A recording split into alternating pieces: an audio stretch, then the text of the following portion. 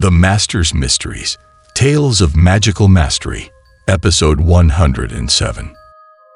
The arrogant white fox demon was finally defeated by the black fox, and his core was taken. Daring to harm my face, I'll kill you. The red fox demon, disturbed by the death of the white fox, was also struck on the cheek by Xiaodi's whip. This drove her completely insane. No one expected that the injury to her face would excite her more than her husband's death. Do you really think you're invincible? Xiaodi had been passively enduring the beating for a while, but after successfully counterattacking, her fighting spirit was finally ignited. Take this. With a swing of her divine whip, she once again attacked the red fox demon. You're seeking death, but by now, the red fox demon was already burning with rage, showing a fierce and ferocious expression. She was not afraid of such attacks. I will tear you into 1,000 pieces. After repeatedly deflecting the whip, she continued moving towards Xiaodi's position.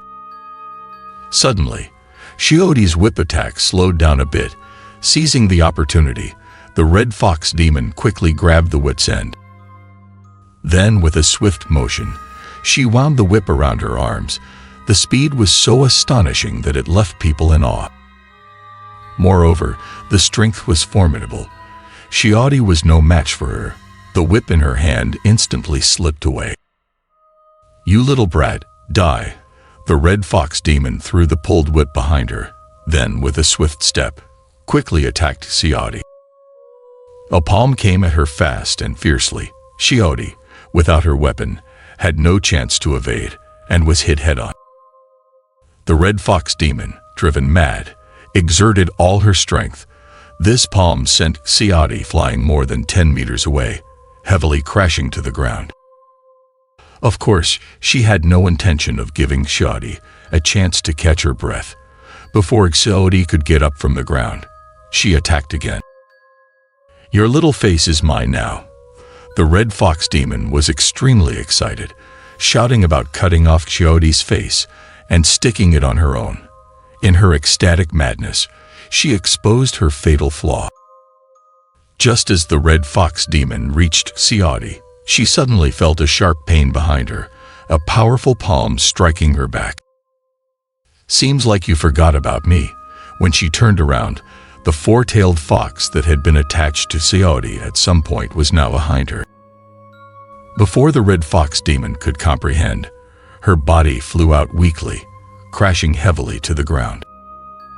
After crashing to the ground, she realized that humans and celestial beings could fight together as one entity or separately at any time. How is it possible?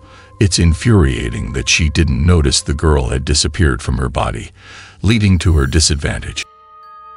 Old hag, I really lost. Can she, a four-tailed fox, deceive her eyes? But the fact before her eyes was undeniable. Where did she make a mistake? Why should I tell you the reason? Yes, when the white fox demon died just now, her distraction, she must have taken the opportunity to leave her body while she was emotionally unstable, and then she was ignited by anger, neglecting this point. The most forbidden thing in battle is distraction, no room for the slightest error. She actually made such a mistake, and now she can only watch the four-tailed fox unleash a powerful attack without time to resist. A powerful force instantly blasted onto her.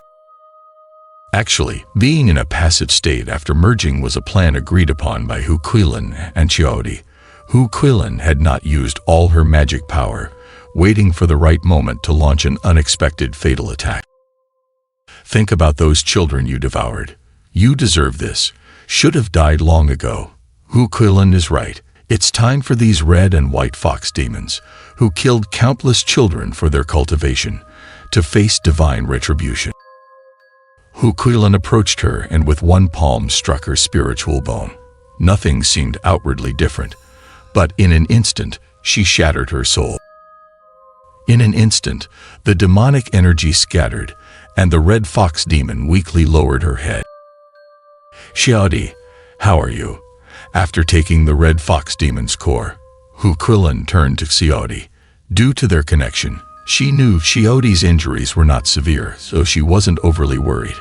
However, when she turned around, she almost exclaimed, "Xiaodi, don't worry, I'm not hurt badly." Seeing Xiaodi still lying on the ground without getting up, she realized the person she should be concerned about had arrived. "Be careful, I'll help you up. Rest well.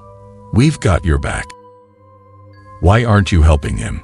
Several people who had finished their fight gathered, and not far away, the handsome youth was engaged in a battle with the Wolf King. "Don't worry, that kid is stronger than we thought. Black Fox has rich combat experience." He could tell the youth, despite his boldness, had good strength. He surely didn't want others interfering. It's better for everyone to stand aside and watch. Black Fox is right. Despite the injuries on this youth, he appears lively, even more excited. Looking at the Wolf King, there was no improvement. His body had numerous bloody wounds, emitting white smoke, and the scars stimulated him to howl and pounce again. The Wolf King's attack was not to be underestimated. Two sharp claws were as keen as steel knives, glinting with cold light, reaching out to the youth. However, Luo Sheng showed no fear. With a raised steel knife in hand, he directly blocked the Wolf King's attack. Then, with a forceful movement of his arms, he fiercely threw the Wolf King away. This further provoked the Wolf King's fury. He rebounded quickly and rushed forward.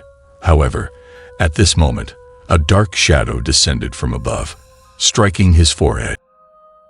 Before the Wolf King could counterattack, the Black Panther also pounced, using one formidable move and a secret weapon. In this battle, the Wolf King truly suffered. "I've played with you enough. Watch this." With these two capable assistants, Luo Sheng was frequently successful. Now, seeing the Wolf King being attacked from above and below, he also rushed in with his steel knife. Die. Black Fox was right. This youth had concealed his strength before. The steel knife in his hand wasn't ordinary. It had been used as a common weapon until now. At this moment, using some method unknown to others, he had imbued the steel knife with spirit. A flash of golden light, and the steel knife instantly became chilling, sending shivers down everyone's spine. The Wolf King wasn't stupid. He sensed the danger of a divine weapon, but at this moment, it was too late to evade. The precious knife swiftly chopped down, splitting open the Wolf King's skull. It cleaved right into the Wolf King's brain. Observant individuals could notice that this youth clearly knew the Wolf King's weak point. The tip of the knife picked out a red lump from the Wolf King's head, instantly crushing it. Then, the once iron-hard Wolf King's body instantly became like paper, cleaved into two halves. Keep in mind, this Wolf King was the right-hand man of the divine dragon Shimen, comparable to the White Fox demon in strength. The fact that this youth defeated such a formidable opponent left him extremely satisfied. "Well done, kid. He's really strong." Even those like Liao Fengyi watching from the sidelines couldn't help but cheer for him. "I'll take care of the enemies behind." Despite his considerable skills, this youth still had the temperament of a child. The praise made him even more proud. Just then, a loud noise suddenly sounded. Everyone turned to look, and it was Ahu in a battle with the giant mastiff. Ahu rushed forward, sending the mastiff flying. However, such an attack clearly didn't harm the fierce beast. But as the mastiff landed, it realized its opponent had more tricks up his sleeve. Now, Ahu, holding a large rock, leaped into the air and viciously smashed it onto the mastiff's head. This rock hit its mark precisely. As the saying goes, the front of the head is as hard as iron, but the back is soft as mud, and that's exactly the weak point of the mastiff. Ahu's rock hit the back of its head, and the mastiff howled in agony before collapsing. Meanwhile, three shadowy figures seized the opportunity to swiftly approach.